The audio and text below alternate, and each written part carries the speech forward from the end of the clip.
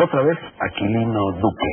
Parar, templar, mandar y cargar la suerte. Eso es lo que él hace, no con los toros, sino con las palabras, en el donoso escrutinio de negro sobre blanco. Hace 7 días emitimos la conversación mantenida a finales del mes de junio en la Fundación Rafael Alberti del puerto de Santa María con el autor de todos estos libros, los que están sobre la mesa, y de algunos otros que no he podido conseguir, ni siquiera él los tiene, carencias de la industria editorial. Anuncié al término de la anterior emisión que íbamos a dedicar a lo mismo, a Aquilino Duque, un segundo episodio de nuestro programa, y aquí lo tenemos, grabado a finales de septiembre en nuestro habitual escenario de Prado del Rey. Hola, Aquilino. Estábamos hablando de poesía, de tu poesía, o mejor dicho, recitándola, cuando nos sorprendió en descampado el último minuto de la primera parte de esta conversación. Vamos a reanudarla ahora, si te parece, saliendo de ese ámbito del de la poesía, sin perjuicio de que luego volvamos a él, y yéndonos a lo que fue, si no ando equivocado, tu primer libro de prosa narrativa, o por lo menos el primero que conseguiste publicar, la Operación Marabú. Alfaguara, 1966, fue la primera edición de este libro reeditado con posterioridad. Hasta entonces, hasta la aparición en 1966 de Operación Marabú, lo dijiste tú mismo en un libro posterior, Grandes Faenas, se te tenía por poeta lírico, solo por poeta lírico. Y de repente sales con una novela corta que te hizo reír mucho al escribirla, tanto como te sigues riendo ahora al relevo. Son palabras tuyas. Pues sí, es cierto. Es una novela que me hizo muy feliz en su momento. Me salió, no sé, casi sin ninguna dificultad. Yo pensaba haber escrito un cuento corto y de pronto se me convirtió en una novela corta. Y luego, vamos, todo yo lo escribiría en el año 58, 59, que estaba yo en Alemania, vivía en Alemania en esa época. Y años después fue cuando se fundó Alfaguara.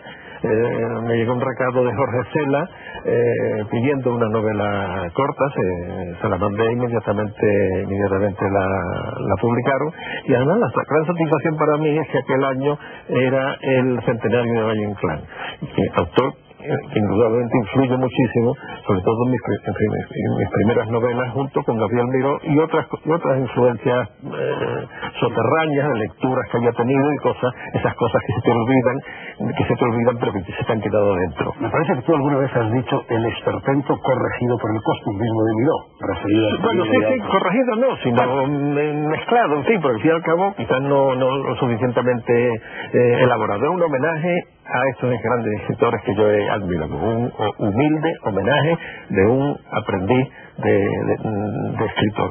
Y ese año también salió la otra novela más extensa, que era Los Consulados del Más Allá. Y en Los Consulados del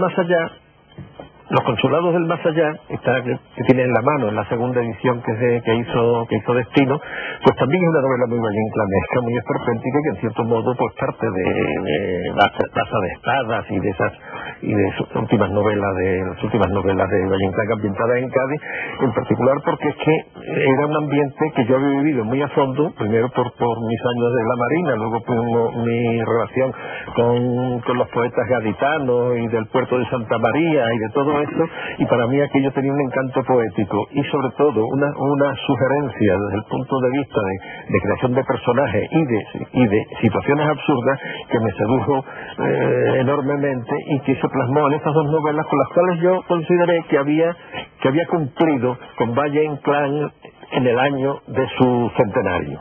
Aquilino, un inciso, luego seguimos hablando de tu narrativa.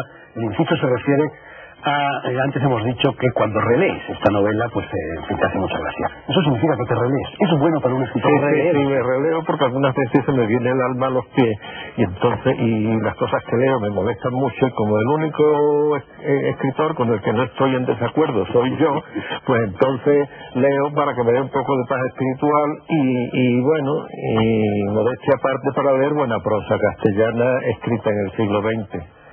En Grandes Faenas, mucho tiempo después, dirías que cuando publicaste la Operación Marabú gozabas aún de cierto crédito progresista que hubieras podido conservar de haber seguido por la vía del hermetismo. No, yo conservé ese crédito, digamos, incluso cuando se publicó la novela siguiente, que fue La Rueda de Fuego. La Rueda de Fuego es la novela quizás más difícil lectura de las mías, porque hay mucha experimentación, hay mucho barroquismo, hay mucho surrealismo, y bueno, y es una novela que, por lo tanto, como se entendía a medios, pues le pasaba así como las novelas de Alfonso Grosso, que las entendía, las de la segunda época, no de la época del realismo socialista, sino cuando empezó a partir de Guarnición de Silla y demás, que son novelas que no hay quien las entienda, y el Sonido Mayo y todo eso son completamente delirantes, pero en fin, como tenía ya su crédito de escritor progresista, pues maravilloso, premio a la crítica, al esto, lo otro, traducción a todos los idiomas progresistas, o sea, al ruso, al chino, al coreano y al cubano. Y la novela esta, pues era una novela que si yo me hubiera callado una temporada, pero es que la siguió muy de inmediato La Linterna Mágica. ¿Esa fue mi perdición? Bueno, de ella hablaremos también ahora, pero antes quería hacer otra pregunta. Otro inciso, querido, La Rueda del Fuego, ese título era un destino, porque este ejemplar que has tenido la bondad de dedicarme y regalarme es un ejemplar quemado, y en la dedicatoria dice a Fernando Santiago, este ejemplar rescatado de las llamas. ¿Qué pasó? Pues verás lo que pasó. Pasó que después de Navidad, mi casa, como es un hogar anglosajón, pues tienen, al lado del nacimiento, pues ponen también el árbol de Navidad. Y cuando terminó la Navidad, pues luego lo que es la chimenea. Pero es una llama tan grande que menos mal que tuve que subir a por algo a mi biblioteca, a mi estudio, que está en el piso de arriba. Y entonces estaban saliendo unas llamas que estaban ardiendo la mitad de los libros. Afortunadamente los tiré al suelo, los pude apagar. Fue una cosa absolutamente providencial. Si no llegué a subir en ese momento, salió ardiendo toda la biblioteca y toda la casa. Y bueno, y eso es una prueba de lo que ocurrió. Era el último ejemplar que me quedaba ya, aparte de uno que conservo en mi biblioteca, es el último ejemplar que me queda de esa edición. De rico vendiendo este ejemplar con esta historia, ¿no? Hombre, para mayor riqueza es podértelo regalar. Bueno, la Linterna Mágica o La Lanterna Mágica. Bueno, aparece publicado por Rusconi en Italia, el editor negro. Ya le llamaban. Y es donde el crédito progresista se va al diablo, ¿no? Bueno, pero ya se me fue. Esto salió el año anterior en España. Me lo publicó Enrique Badosa en Plaza y Janés, pero no tengo ejemplares, pero no importa, porque este año que viene hay unas personas muy entusiastas en la Sierra de Aracena, en Fuenterido y en Aracena, que me la van a reeditar. Se llama Ediciones La Huebra, pues quieren editar autores de la Sierra de Aracena, y a mí me han incluido ahí por las concomitancias familiares que yo tengo con esta zona de España. Y esto es una sátira. Es una sátira de cómo vivían los corifeos europeos de la Revolución Cubana, es decir, la Revolución Cubana vista a través de los ambientes progresistas europeos y en cierto modo americanos también, y en contraste con la realidad de un destino trágico donde una víctima de esa revolución por muchísimas circunstancias, a quien tuve que conocer y quien he tratado una epopeya. Naturalmente he convertido en un ente de ficción, pero desde luego todo lo que refiero ahí pues son cosas que le pasaron a este pobre infeliz, incluso su trágico fin. Algunos de los personajes de esta novela eran personas reales que acudían a las fiestas que daban Rafael Alberti y María Teresa León en Roma, en Vía Garibaldi, ¿no? Sí, por supuesto, claro que sí.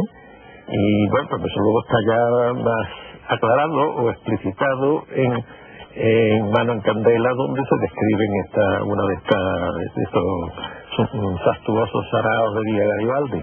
Aquí tenemos Mano en Candela, publicado por Pretextos, ¿no? Bueno, a todo esto, dos hechos habían irrumpido en tu vida y en la historia del siglo XX, dos hechos que cambiaron tu literatura, o por lo menos influyeron mucho en ella. También lo cuentas en grandes faenas. Uno, el Mayo francés y lo que tú llamas su inversión de valores, y otro, la irrupción de la gran narrativa hispanoamericana, eso que se bautizó con el horrible nombre de Dume, que yo le llamaba, como yo me dedico a traducir, pues yo lo traduje con el bombo hispanoamericano. Yo lo traduje por el zambombazo. El zambombazo. Es como mi profesor Elías de Tejada, que era carlista y dio una conferencia una vez y decía, escupía mucho hablando y decía, Ortega diría un impacto. Yo, como soy carlista, digo un payaso. Bueno, Háblanos de esos dos hechos, el Mayo francés y la nueva literatura. Yo tuve, el Mayo francés no tenía ya edad de entusiasmarme por ciertas cosas, porque tenía 37 años, pero en fin, también una edad que yo tenía Valente y esta gente, y sin embargo esta gente se lanzaron de cabeza con gran entusiasmo a distancia, porque claro, no se me dónde